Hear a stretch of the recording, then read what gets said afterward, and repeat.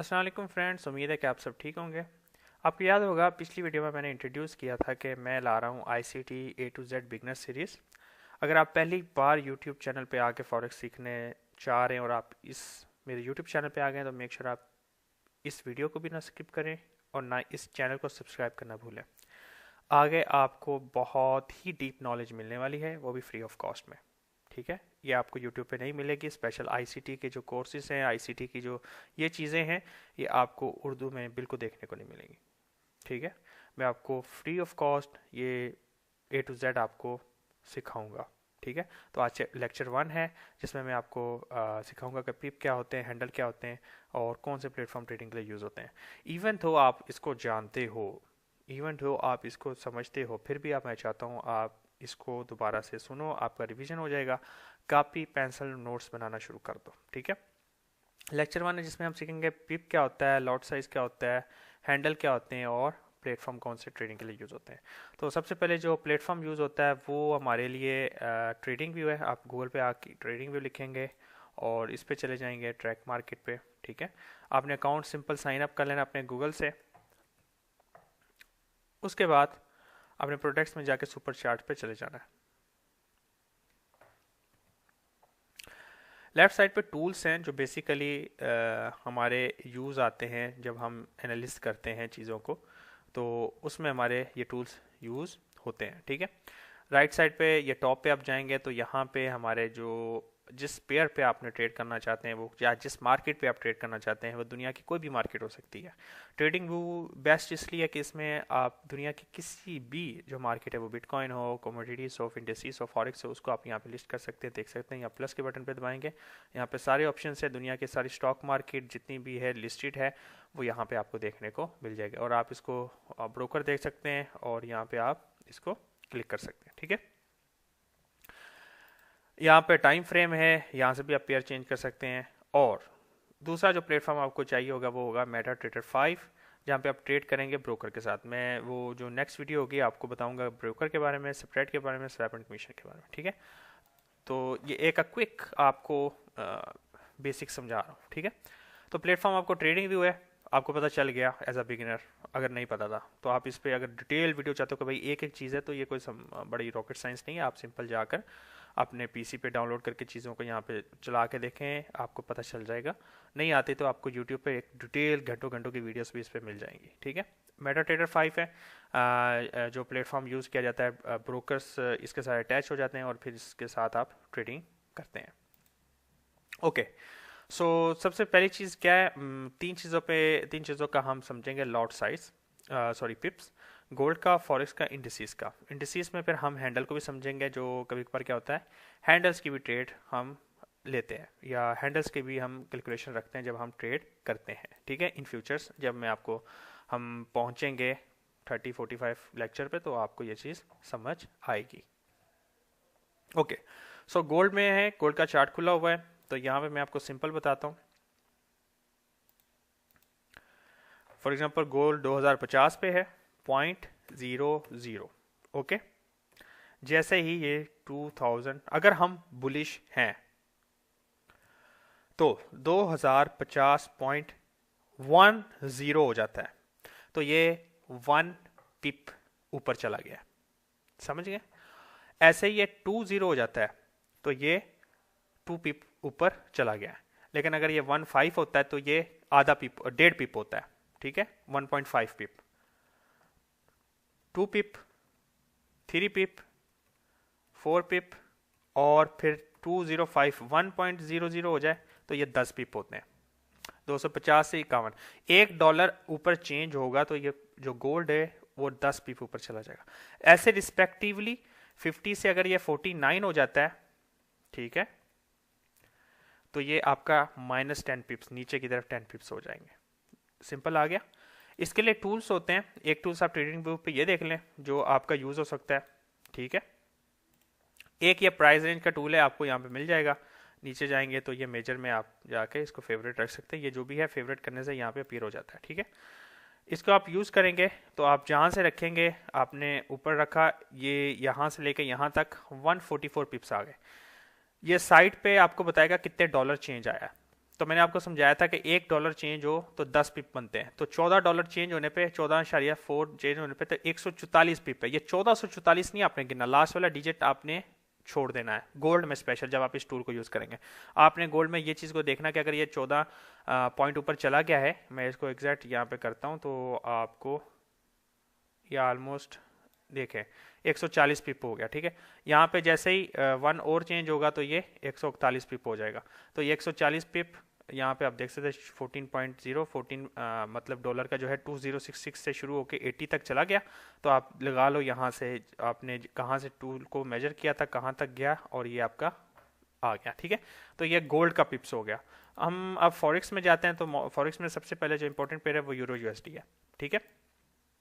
Euro USD में आप देखें 1 डेसिमल के बाद जो चौथा नंबर होता है उसके चेंज होने पे पिप की गेन एंड वो होती है 1 2 3 4। फोर्थ डेसिमल कौन सा वाला है आपका, आप यहाँ पे देखें 1 2 3 4, ये 4 डेसिमल है, ये 1, ठीक है।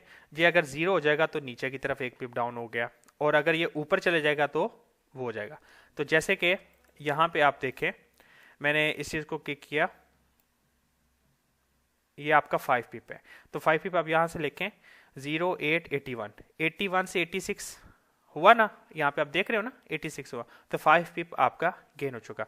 ऐसे ही अगर हम 81 से नीचे अगर जाएंगे तो आप देखो 10876, ठीक है। 76 से 81 कितना होता है 5 पिप्स। तो फॉरेक्स में आप देखोगे 0 1 2 3 4। कुछ पेयर्स में क्या होता है जो डेसिमल के बाद ही जो दो हिस्से होते हैं ना वो शुरू हो जाते हैं, और जो बेसिकली आईसीटी है वो ज्यादा पेयर पे ट्रेड नहीं करता, वो सब चीजों को नहीं देखता, वो सिंपल देखता है यूरो यूएसडी, आपका वो देखेगा जेबीपी यूएसडी, ठीक है।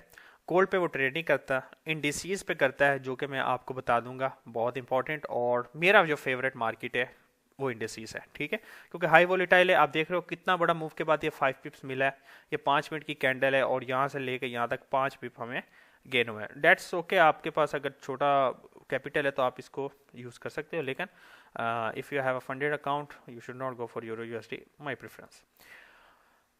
फिर आ जाते हैं इंडिसेस पे, तो यहाँ पे बेसिकली US30 है, नास 100 है या SPX 500 है। तो यहाँ पे हम दो चीजें सीखेंगे, इसमें हम सीखेंगे हैंडल्स भी और इसमें हम सीखेंगे पिप्स भी। तो यहाँ पे देखो आपके पास कितने हैं 5 हिस्से हैं, ठीक है। उसके बाद 0.00 शुरू होता है, ठीक है। पॉइंट के बाद जो चीज होती है वो टिक्स होती है। यहां पे क्या है, पॉइंट से पहले जो आखिरी 2 हिस्से होंगे वो चेंज होने पे आपका हैंडल बन जाएगा और साथ में ही आपका क्या होगा पिप्स हो जाएंगे चेंज, ठीक है। यहां पे आप देखें मैंने इस चीज को मार्क किया 38 557, ठीक है। 557 से 565 है, आप यहां पे लगाएं 565, जो लास्ट वाले 3 हिस्से हैं ना, मैं वो सॉरी मैं आपको लास्ट वाले जो वो है ना हिस्से वो बताता हूँ, ठीक है। 65 करते हैं, 65 से माइनस हम वो करते हैं 65 माइनस यहाँ पे जो लास्ट 2 हिस्से हैं उनको क्या 57 कर देते हैं 8। तो ऑलमोस्ट आप देख सकते हैं 0.76, क्योंकि वो जो टिक्स वगैरह ना वो भी ऐड हो रहा है तो 8 बन रहे हैं। तो ये 8 क्या हैंडल है, जो एक हैंडल में एक हैंडल इक्वल टू 1 पिप होता है, ठीक है। तो 38 566 हुआ, 567 हो जाएगा, तो एक हैंडल या एक पिप ऊपर चला गया, और ऐसे रिस्पेक्टिवली अगर ये 65 हो जाता है तो एक हैंडल या एक पिप नीचे चला गया। इस पॉइंट को आपने इस चीज को अपने जेन में रखना है। वैसे नास 100 में चले जाएंगे तो नास 100 में भी सेम ही कहानी है। आप यहाँ पे देखेंगे ये साइड पे आपको हैंडल्स बता रहा है और यहाँ पे आपको पिप्स बता रहा है, तो इसमें ये 117 पिप्स नहीं है, सिर्फ 11 पिप्स है, ठीक है। तो हर मार्केट की अपनी वॉलेटिलिटी है, ठीक है। 29 से 40 है, तो यहाँ पे आप गिन लो कितने जो है पिप्स यहाँ पे बनते हैं। आप यहाँ पे 40 माइनस 29 कर दो तो मेरे ख्याल से ऑलमोस्ट 40 माइनस 29 11, आपके सामने ये 11 का ऑप्शन है, ठीक है। तो ये 11 हैंडल्स है। तो लास्ट वाला जो हिस्सा है ना, वो ये देख रहे हैं ना 40, इनके चेंज होने पे पिप और हैंडल चेंज होते हैं। तो आपको आज समझ आ जानी चाहिए कि पिप्स क्या हैं और हैंडल्स क्या हैं। आपको कंफ्यूज नहीं होना नेक्स्ट टाइम कि हैंडल क्या होते हैं, पिप्स क्या होते हैं। टूल्स मैंने आपको दे दिए हैं, आपका अब काम क्या है, जाके स्टडी करना है। इस पर स्टडी करना है कि जो चीज़ मैंने आपको बताई है उसमें वो कैसी दिखती है और वो क्या चीज़ है, ठीक है। आपने इन तीनों के हैंडल समझ लिया, प्लेटफॉर्म समझ लिया। लॉट साइज, लॉट साइज क्या होता है मैं आपको बताता हूँ। हर किसी का कॉन्ट्रैक्ट होता है। तो सबसे सिंपल, अगर आप यूरो यूएसडी पे लेके जा रहे हैं तो 3 तरह के जो लॉट साइज होते हैं जो आपको समझने चाहिए। सबसे छोटा, जिसको मैं आपको इस पे सब बताता हूँ, ठीक है।